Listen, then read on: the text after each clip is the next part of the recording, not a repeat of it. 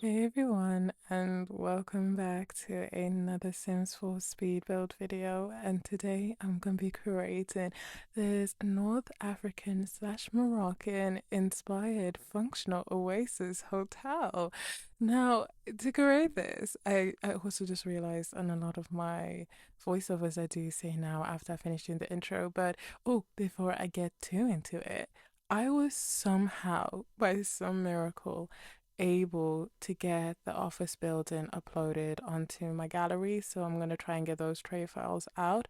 However, I am still not able to upload the tattoo shop or the pottery studio for whatever reason. It's not even like it's not in the same neighborhood, it's in the exact same neighborhood as the other two, and it also is using a majority of the hobbies and businesses expansion pack. So I have absolutely no idea why my stuff is just not there and it's not uploading. It keeps saying every single time I try and do something, it keeps saying that the game server error, it's not uploading. But I was able to do the office building, so the office building should be available for you guys to use. And if I'm gonna be so entirely honest, I'm more excited that you guys are able to use the office building, because that was one of my favorite builds I've done in a very long time, and I'm really proud of it. So I'm really happy that you guys are able to functionally use that. And I hope you guys have a lot of fun with that. But now on to the topic of today's build, which is I say it's functional, it's somewhat functional. It's got a lot of traits on it, so when your Sims come over, they can treat it just as if it was a hotel. So what is included in it in the function features, if you've got the new expansion pack, it's got sleep features, it's got eating features, it's got summer activities, it's got drink at the bar and watch live entertainment. Oh no, it's got something else as well. It's got like spa day activities or something, but we don't have 6 slots. But that's the general gist of the things that I put into the lot traits in order to make this function as if it were a hotel. But yeah, I really hope you guys are able to use it if you've got the pack. And even if you don't have the pack, I don't use too many things from the new pack within it. I do for the bed and for what else? And some of the plants. But I think a majority of the stuff you don't really need the new pack to download this if you choose to download it. What you two need to be made aware of is that I do use quite a bit of For Rent and the Desert Lux kit in order to create things. Anytime I'm ever creating anything in a deserty like environment or in Oasis Springs, I do end up using quite a bit of the Desert Lux kit, which you're probably thinking, I'm sorry, is this? That's something I never would have thought you would have, spent your money off it since you're so frugal and everything. I'm pretty sure I got it for free because there was an event that was going on where everyone could have grabbed up the Desert Lux kit for free, and that's when I got it. And it's one of the kits that I use so often that I'm really happy I got it for free. But if I pay for it, I wouldn't be too upset with it, because I think out of all the kits, unless I'm making a house, that is the kit I use the most. I don't really use Greenhouse Haven that much as I thought I would use it. Um, I use clutter quite a bit. I do use the everyday clutter kit, and I was gonna name some other kits, but I cannot think of if I've got any more kits because I don't even buy kits that often, if at all. Wait, have I ever wrote a kit? No, I haven't. No, I wrote Greenhouse Haven, and I think that's about it. No, that came out free. Blooming Rooms. No, Blooming Rooms came out free. Greenhouse Haven is the ones with the windows. That's what I bought because I really, really wanted those windows and doors. So yeah, that's the only kit I've ever bought. Everything else I've always waited until it came out free, because I'm still struggling to get Jungle Adventures and outdoor retreat. So that's good. That should give you a general understanding of what I am financially wise.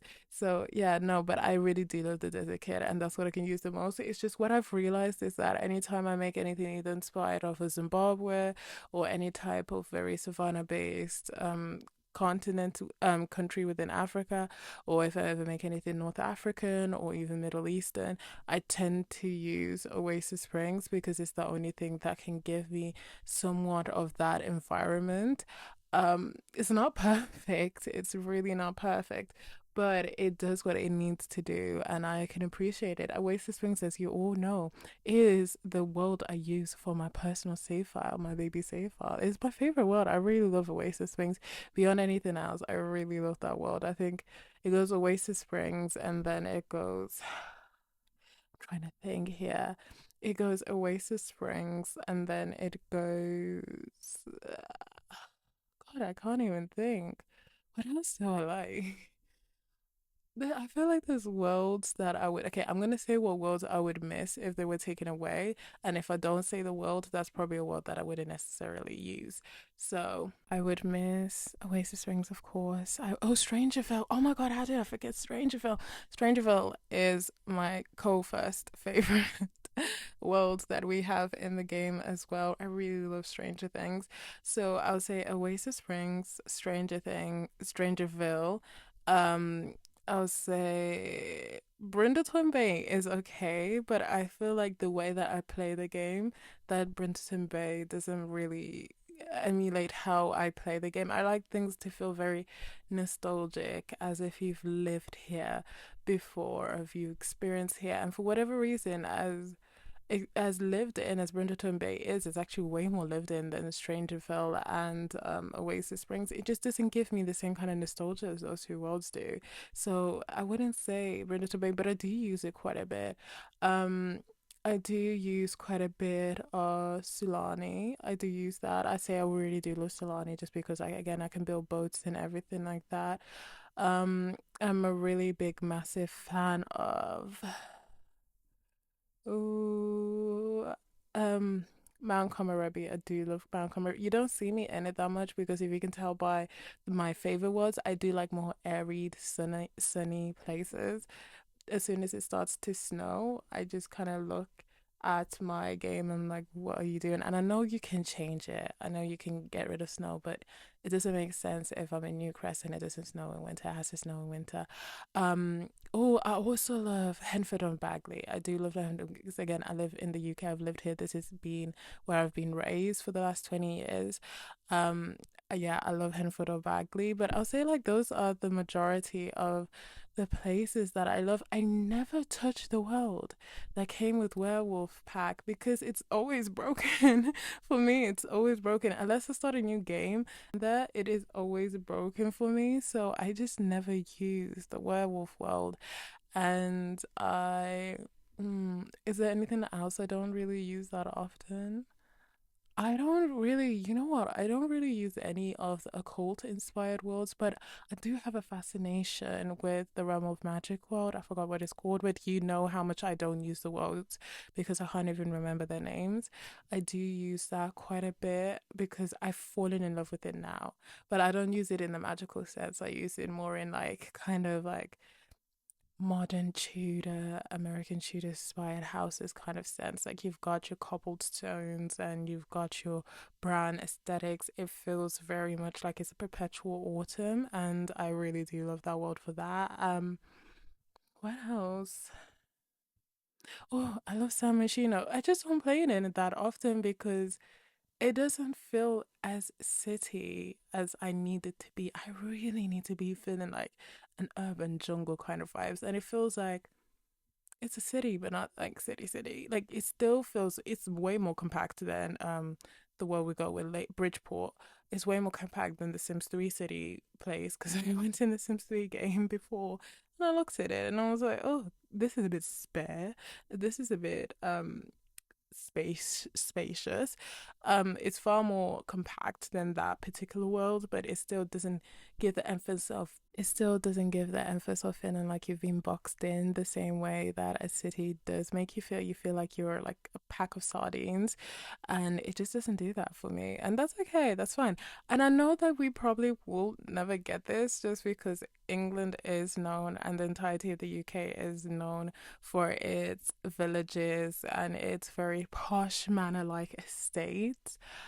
I feel like London would have been a really good thing to see in The Sims, but I just do think we already have quite a lot of like Western and European inspired slash American inspired worlds, so I understand why we shouldn't and we really should explore way more areas. I do think London would look kind of nice because I don't know, the vibe of London is interesting. And I say London very generically because different places of London give you different types of vibes. The other day, I don't think I spoke about it, I may have, but me and my friend were feeling like we were just feeling we're big foodies and we decided we'll book tickets to go to London for the day and we'll go to the Camden markets and we'll try every single thing that we see on social media regarding the Camden markets.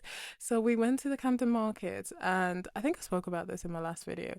We went there, and I think it was on the 28th of February, and we went and we had the chips, we had the halloumi sticks, and what it made me realize is that I don't think I would survive anywhere that's outside of the West Midlands because that's where I've lived my entire life.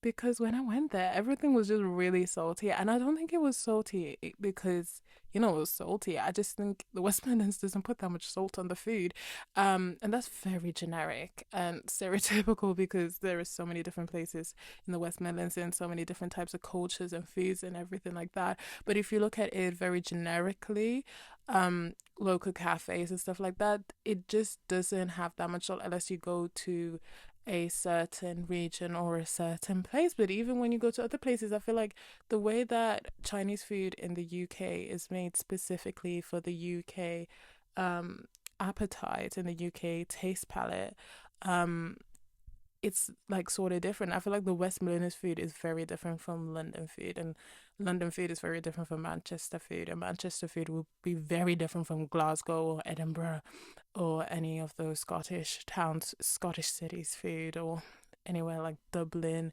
or anywhere like Cardiff and everything. And yeah, so I don't know. I just found it really salty, which is really bad because my family love using salt. Every single time I go back to Zimbabwe, it's a lot of salt. So it made me realize that maybe it's not that I don't can't handle salt. Maybe I'm just not having that much, which is what, it's good. It's very good, and that's something I'll never complain about. I Every single time I can have a dessert and be like, "This is too sweet," or every single time I can have a piece of food and be like, "This is too salty." I'm like, "Yes, yes," because that's one less thing I need to worry about in terms of my health. I don't need to worry that I'm having too much sugar or having too much salt because high blood pressure and diabetes run in my family. So I can really like feel really calm knowing that that's not something that I could potentially fall into it. Sometimes it can just happen, stress and genetics and all of that. But it's at least something that I know that I don't need to entirely fall into. But I do love me a sweet dessert. I do. Oh, I love me a sweet dessert. I love me a chocolate dessert every single night. I'm really happy at the moment because I've been having such a really big sweet tooth since March, and I was only able to bring it down because what really helped me with my sweet tooth last year was because I really love dessert. So I try and minimize anything sugary in my drinks because I really love a good indulgent dessert. And I love barbecue things, sweet and sour things in my savory foods. So I really love sweet in all of the areas except for you maybe like drinks. So I sacrificed it in drinks. And what really helped me in my sweet tooth last year was that in my water, I maintained drinking 2 to 3 liters of just like water. That's excluding like tea, coffees, and all of that. What really helped me with my sweet tooth was that I would put a sugar-free squash and literally like 2 or 3 droplets just so it can taste like flavored water rather than like actual squash itself. And that really helped me satiate the need of having something sweet consistently to that I'm back at the point where in my life I can just have one tea cake for dessert and be very, very happy with myself, which I'm really happy about. But yeah, and enough talking about my sweet treats and my visits and everything. Why on earth did you decide to make a North African slash Moroccan style hotel? Because I was in Morocco 2 weeks ago. I think I spoke about it in my office one, that when I came back, I was supposed to do the voiceover for the office, but then I got really sidetracked and I wasn't able to do anything. But when I went to Morocco, I was really inspired by the airport. So I've made an airport that's going to be coming out next week. And I was inspired by the hotel, but instead of actually doing the airport this week, because that was made first, I decided to do the hotel this week because when I was feeling more like talking about a hotel and two, that airport was gonna take me some time. Because I've only just finished doing the exterior. I still got to do all of the debug stuff. I still need to contemplate whether I actually want to make an airplane or not, because it would just look ugly regardless of what I try and do with it. I'm not that innovative to make a good looking airplane in The Sims. Um, and then to just do all the like technical parts of it, like to do the cinematic intros, which will be a lot of fun. But then again, as an airport, regardless of what I do, it's gonna be very, very spacious and trying to make it feel busy. And then there's gonna be the issue of me trying to, oh, what am I going to be trying to do as well? Oh yeah, and then doing the tour. Oh God, just even thinking about doing a tour in that airport, it just gives me a headache. So that's gonna be why it's being put on the back burner. Because this week I've been mainly focusing on trying to get funding for my films, trying to not get really stressed out because I finished my last day of university. So now I need to go back into the working world. And I was looking for jobs whilst I was at university, but I was like kind of blinded and hidden to it all because I was just focused on academia. I was really enjoying and being indulgent as a student again. Now I need to remember again I'm an adult and I need to get a job. And then yeah, there was a lot of things going on this week, so I couldn't really focus on doing that airport. But what I could focus on doing is that I wanted to do a hotel, so I forced myself to do a hotel. And this hotel was heavily inspired of the hotel that I stayed off in Morocco. And if you saw earlier, if I wasn't talking about my foodie adventures, I did try and make it pink because that was the color of the hotel that we stayed at. And I did try to add more open spaces because the hotel was very much open spaces, which was quite nice, except for the fact that it rained on the second day. But you know what? I found out that's really good for Moroccan agriculture. So you know what? It was a great day to spend at the hotel. We made the most of it and we had a lot of fun. And then the people of Morocco got to have the rain for the agriculture. It was a win-win situation. I loved it. And yeah, so that's what I tried to do. The room I was staying at the hotel was quite far from my parents' room, which I don't think I ever did tell you guys. We found out because we found out a lot. Actually, we don't travel that often, but we found from our friends that normally when people stay in hotels, they normally, if there's like less than four people, they stay in one room, and each room could support three people. So my parents and I, when we went into the hotel, we were enjoying. It was quite late at night, so we couldn't really truly enjoy the experience. But I was just having a lot of fun by being back on the motherland. So I was just breezing. I was having fun. And when it came to a part when it was just generally looking because we thought it was a mirror at first. It looked like a mirror. We really looked at it on the side, and we were like, oh, that looks a bit interesting. What's that over there in the corner? Um, we saw that it was a window into the bathroom, quite a lengthy one as that. So we just kind of, I was just singing my praises that we did end up booking another room because the hotel was fully booked, and I was singing my praises that we got to book another room because that way we didn't have to worry about the window into the bathroom. But all of that said and done, it was an honestly beautiful hotel, and I personally don't mind the window into the bathroom. It only would have been an issue if I was staying with my friends or something like that because there's a window straight into the shower. But beyond that, I didn't actually quite mind. I liked it. It was a bit campy. It was a bit interesting. It was a bit fun. I like it when people have fun with architecture. So I didn't mind that too much. So each of the spaces here were heavily inspired off of the setting of the hotel, of the Moroccan hotel. We went to Marrakesh. I want to go to Agadir next time. because we fell in love with Morocco. It was beautiful. It was absolutely amazing, and it is so safe. We really had a lot of fun there. Especially as I don't really talk about my experience. I don't really talk about my experiences with racism too much, but when you are black and you live in the UK, especially last year, you do are very conscious of your state of your skin and a lot of things. And one of the things that have made me such a big homebody is not necessarily because I don't like to have adventures. I actually really love going places, especially natural places. Like I like going to caves and going mountain climbing and doing all of that kind of stuff. But the one thing that always kind of stresses me out is that I don't like being stared at. I've said this, I think I've said this before, but I just don't like being perceived because I overthink as it is. And if you continuously stare at me, I don't think you're staring at me because I'm a tall lady. Like, I don't think, because I'm 5'10". I don't think you're staring at me because I'm a tall lady. I don't think you're staring at me because I look a bit confused, because I look a bit confused when I'm walking around. I feel like you're staring at me because of my skin color, and it stresses me out. I try not to think about it, but then when you look at certain situations and you're like, oh my God, I'm the only black person here and everyone's staring at me.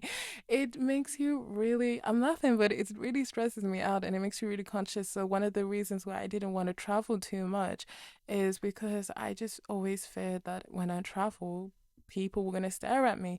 And I know people can't help it. And I know sometimes, I'm not going to say most of, sometimes it's not malicious, but you just can't help being on edge, thinking about what are they thinking. And then especially after what happened last year in summer, it's like I've always been aware of it, but it was me also now thinking, are they gonna do something? So when it comes to traveling, I've always just been kind of like off it, like, yeah, take me to Zimbabwe because that's my home country. I'm gonna be fine there. But even going to just like, I don't know, up the road, or going to like certain establishments, like, don't take me there because I just know I just don't like the vibe. But Morocco, I felt so okay. In Marrakesh, we also need to understand, is a very touristy town. I can't speak for the entirety of Morocco, but I had a lot of fun in Marrakesh as a black woman. So, um, I don't know about solo traveling. I was with my parents. I was with my dad. I don't know about solo traveling, but if you guys are quite like, want to explore other places and you've always had like a little bit of fear because you're part of a minority group, maybe try Marrakesh. Maybe. I'm not going to endorse it because I don't know what's going on with the country. I'm just going to say I had fun there. As my first ever holiday outside of Zimbabwe, it was a very good holiday. Um, but yeah, I use that as my example. And as I go on more holidays, I'm gonna do more. Wait, first of a holiday outside of Zimbabwe, I went to Malta. Oh my God, I forgot. Malta also felt very, very safe. I felt very, very safe in Malta as well. But again, when you take my travel experience, no, this was my personal experience. I do not know what other people are gonna go through when they go to this situation. Like, for example, in my town, I feel safe. But someone else has come to my town and said, your town's very odd. And I was like, yeah, okay, maybe I've become a bit blind to what goes on in my town. Maybe I'll become a little bit blind. This turned into a very serious topic, but I really have to reference these things when I'm talking about places I go for my audiences, so they just don't feel as if it's like the pinnacle of all things. Like, great, I really have to talk about these things because I hate it when I'm looking at places to visit and people don't talk about these things because I'm like, but I need to know. Like, I kind of need to know that information. But yeah, I also went to Malta. Malta was fun, and I never built anything from Malta. I have to get on that. But yeah, Morocco, Malta. I'm traveling to all the countries that start with an M. So yeah, if you guys have any recommendations of where to visit, don't say America. That's pricey and yeah, but yeah, this entire room is plagiarized off of. I want to say plagiarized. It's not plagiarization. It's The Sims. But it is heavily inspired off of the room that I had when I was staying at the hotel. The restaurant is very different, but I did try to add the buffet aspect because it was an all you can eat, and we ate. We are all foodies. We ate, and the food in Morocco. Oh my gosh, tagine is so lush. The mayo is so amazing. The couscous, the spaghetti that had like, it's not raisins. It's like it's not currency either. It's like I don't know, but they've got these sweet dried foods in the couscous and the spaghetti. And my parents don't like sweet stuff in the spaghetti and the couscous, but you know me. I love me my sweet stuff and my savory, and I loved it. What else was there that I absolutely loved? Oh, everything was just so lush that I really loved that food. honestly, the food was amazing. And I think we were able to convince ourselves to try and make, what kind of tagine was it? No, there was this grilled chicken that we want to try. We brought so many seasonings from the stores there, and so many oils: argan oil, cactus oil. Who's that? That's us. And we also bought like seasonings and stuff. I think I said that. But one thing I wish I could have took, well, what my mom wanted to take was the tea. Me, as much as I like sweet things, I told you I'm not the biggest fan of really sweet drinks. So I don't, and a lot of the tea that we had and the tea tasting and stuff like that, it was very, very sweet. Me, I like a good mug of barely sweet tea, like a huge mug of barely sweet tea. So to have some micro amounts of tea with a bit of sweet, it was just not for me, but my mom absolutely loved it. She loved it.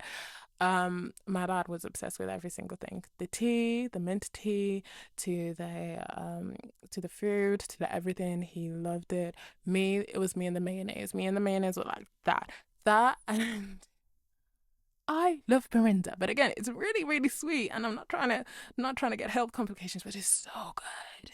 But this way, since it was a manual effort to go and get the Mirinda every single time I needed it, I was able to have like a small glass of Mirinda because I was too lazy to keep going back and forth to the machine and get more Mirinda. But if at home, if you give me a 2 liter bottle of Mirinda, the 2 liter bottle of Mirinda will be over. It will be gone. Be gone by the time I come back. But yeah, that's what really inspired all of this. I really hope you guys liked it, and the different vibes. It was kind of ASMR at the beginning and everything. And I had a lot of fun building it. I did struggle a little bit when it came to making the structure, because what was that? And I did struggle a bit when it came to making the floor pans and the tiling and everything like that. And it still looks a bit wonky. Don't look too deeply into that. And I do need to make sure all of the wallpaper is the same color, because I did copy and paste the bedrooms and just switch little bits over. So yeah, but besides that, everything else should be fine. It should all be functional. It should all be dandy. And I hope you guys enjoy it and get to live your Oasis Springs dreams. But yeah, I still have so much stuff. I think I've got 10 things.